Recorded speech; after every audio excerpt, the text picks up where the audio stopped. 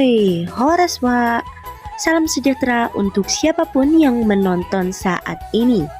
Di sini dengan kelompok 1 dari mata kuliah Teori-Teori Kebudayaan dengan dosen pengampu Bapak Dr. Hidayat MSI dan Ibu Sri Lestari Samosir MSI. Kami akan mengajak kalian menyelusuri Kota Siantar dalam rangka mini riset kami yang berjudul Evolusi Ulos dalam Pesta Pernikahan Batak Toba, Perspektif Raja Parhata. Kami akan bertemu dengan 5 Raja Parhata yang luar biasa sebagai informan kami di penelitian mini riset ini.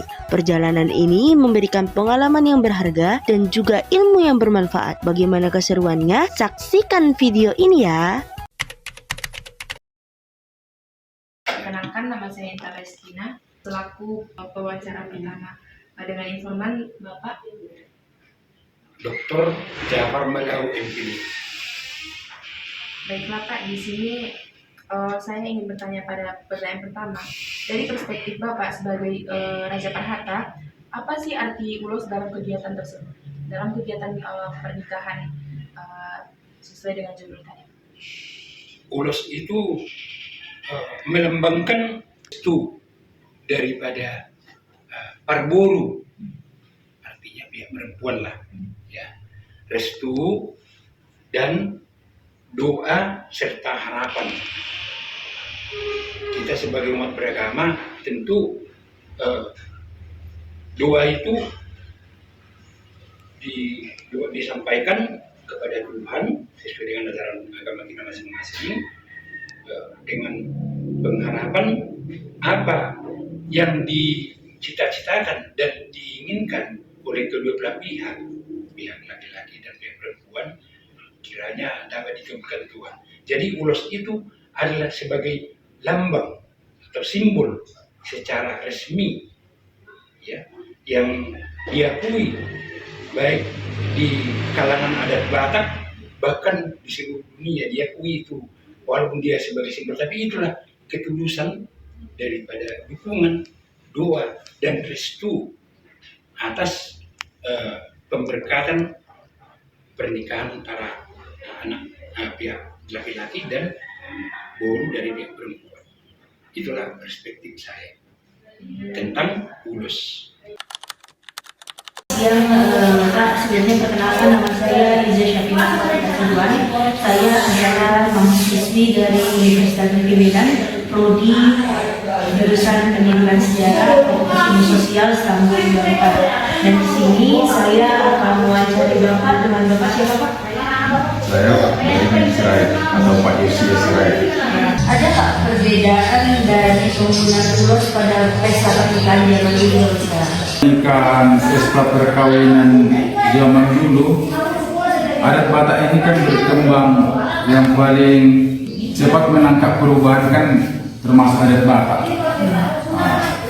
Kalau pada zaman dahulu itu ulos yang diserahkan itu sesuai dengan pembicaraan waktu memulai atau merkudun sawah. Artinya ulos yang diserahkan pada zaman dahulu, perkawinan di adat-adat Batak yang terdahulu, hanya ulos yang matoronan.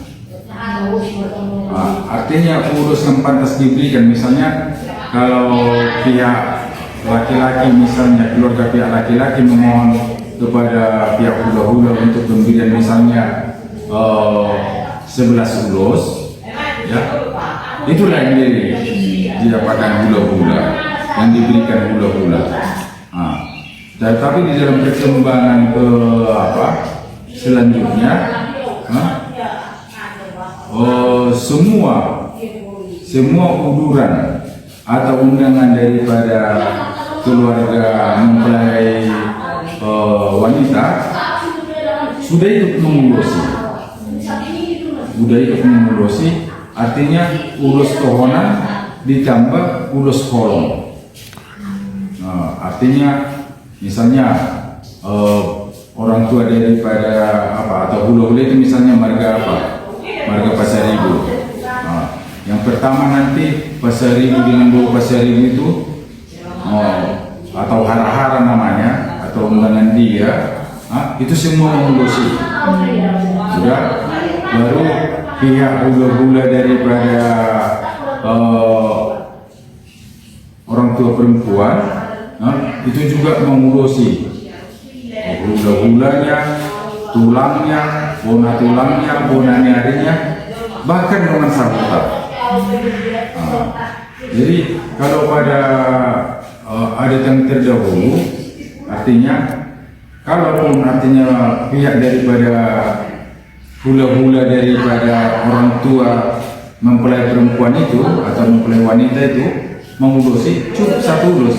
Hula-hulanya tua perempuan, mempelai perempuan, atau si jalupa tulang namanya, cukup satu ulus. Itu hanya kepada pengantin. Nah, artinya undangan daripada apa ini nggak ada memberikan ulus. Nah, jadi masing-masing cuma satu yang terwakili dari hula-hula atau tulangnya apa ini, tulangnya pengantin perempuan, dari bona tulangnya dari bona tulang satu, dari bona nyari satu, ditambah dari tadi misalnya tadi kan 11. Nah, jadi maksimal dia paling ada apa? 14 atau 15. Nah, selanjutnya tidak ada urus apa. Baiklah, di sini saya sudah dengan narasumber ataupun informan kita yang berikutnya. Sebelumnya saya perkenalkan dulu. Perkenalkan, nama saya Intan Restina. Pak, saya dari Universitas Negeri Medan, jurusan Pendidikan Sejarah. Ini bisa Bapak perkenalkan dulu? Saya kumpul marganya setinggi. Sekarang banyak nih ulos yang ditenun dengan mesin. Menurut dari Bapak lah, apakah itu memengaruhi makna ulos dengan yang ditenun secara biasa oleh kita atau dengan mesin? Oh, sekarang kan udah modern. Kalau dulu nggak ada mesin, pakai tangannya. Iya. Tapi ya sekarang zaman modern.